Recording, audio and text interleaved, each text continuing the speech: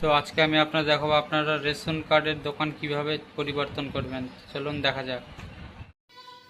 সর্বপ্রথমে আপনি আপনার গুগল ক্রোমটি ওপেন করে নেবেন, তারপরে এখানে সার্চ করবেন ডাব্লিউবি ফুড বলে সার্চ করার পরে যে ওয়েবসাইটটি আসবে ফুড সাপ্লাইয়ের, সেটিখানে ক্লিক করবেন এবং সেখানে ক্লিক করার পরে এখানে দেখতে পাবেন sale service for ration card, এখানে ক্লিক করবেন। এখানে ক্লিক করার পরে চেঞ্জ ইউর এফপিএস এখানে ক্লিক করবেন এবং এখানে ক্লিক করার পরে এখানে আপনি আপনার রেশন কার্ডের নাম্বারটি দিয়ে সার্চ অপশানে ক্লিক করবেন এবং সার্চ অপশানে ক্লিক করলে আপনি দেখতে পাবেন আপনার কার্ডের সমস্ত ডিটেলসটি চলে এসছে এবং এখান থেকে টিক বক্সে ক্লিক করে সেন্ড ওটিপিতে ক্লিক করতে হবে এবং সেন্ড ওটিপিতে ক্লিক করার পরে এখানে আপনি আপনার ওটিপিটি বসিয়ে দেবেন।